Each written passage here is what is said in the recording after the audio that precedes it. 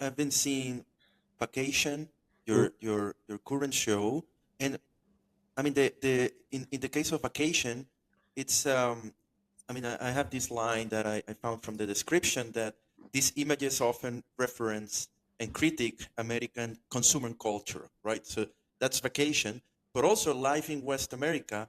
You were interested in this kind of seeing this way of American culture and American life. Mm. Um, so this inspiration in America and themes from America.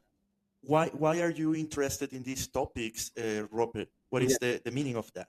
yeah, it's kind of like that probably comes somewhat from my background as a Finn. So I mean, when I then grew up as a child, that was this kind of the mythical land far, far across the sea. So I mean, I only Mm, saw that from TV or the films. So I was in my mind, I was then able then to kind of like place my fantasies there. So I mean, that's the kind of the fantasy world. If I think about like this world, so I mean, where else? I mean, if it there wouldn't be the States, I mean, where else would I place this fantasy world? So it's not like in the kind of the UK or the Germany. That's the only place I can think of.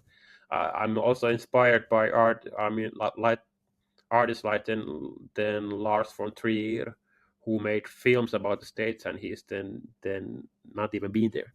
mhm, And I think it's a great then playground for all the fantasies I have of kind of like this place that really then doesn't exist as such. I mhm, think vacation, especially, it's not only in the US. I think vacation of course plays.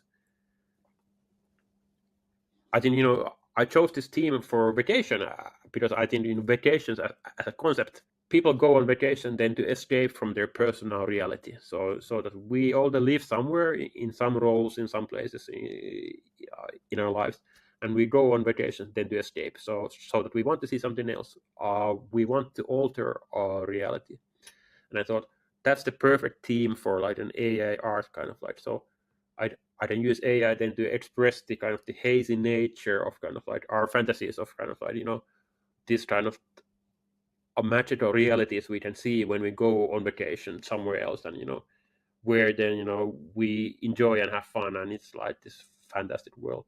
While mhm. at the same time, the kind of the reality is that at least for me personally, when I go on vacation somewhere else, it's the same place, then everywhere. I can go halfway way around the world to some restaurant, but it then kind of reminds me of the restaurant then at home. So it has this kind of like feeling. At least for me personally, I have this feeling of when I when I am on vacations that that sometimes there's kind of like there no point, that it makes no difference the place that I'm in. Yeah. So anyway, I thought that this kind of like escape from personal reality is the really a great theme for then to create AI art. No, yeah, that makes sense. It's kind of a way for you to transport, right, to new, as you said, new worlds, new places. You still keep it very much like real, right? Because it's even if, as you said, you explore what AI can do that maybe other tools can't, and you see these imperfections, right, in your work. It's still humans, right? It's still like realistic, kind of realistic scenes. Um, Yeah. right? Do you explore also in vacation? Because I haven't seen the whole collection, but am I right that you explore like it's more like humans there, but maybe with the imperfections of AI, like multiple fingers, multiple heads, multiple bodies in one? Or do you try to kind of showcase non-human in your work as well, aliens or other kind of things?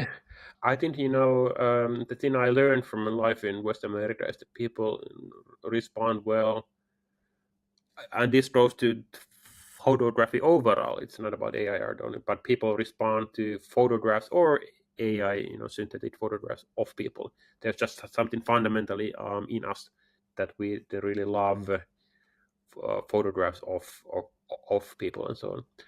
The work tries to play with this notion.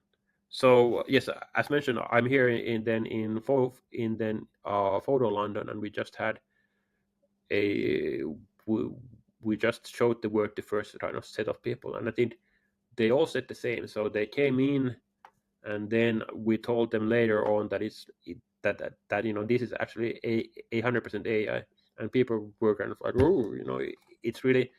I want to play with this. That your first impression hopefully is that it then looks real, it looks realistic, it looks photographic, but that there's like sufficiently things in the word that when you go deeper and you start then to inspect, then you're then forced then to reinterpret. I do that in the hopes that then creates tension in the art. So you have this kind of like two forces that fight. So if the artwork is like then too much realistic, or it's too much then fantasy, then it then really then doesn't have this tension. But my goal there is to create artworks that if you see like small parts of it, you might only see that part and you might think that it's real, but then as you go back and you see the big picture, you of course then understand that it's not real. And in some way I think it's more interesting to talk about reality by presenting things that are not real, because that then forces in your mind to kind of like question or then try to answer, why isn't this real? I mean, what's wrong? And then every time you answer those, then you're forced to think much more than deeply as to well, why isn't this real, or what does real mean, versus just presenting something that looks real. I think then you don't have the same discussion. So that's at least then my hope then behind this art.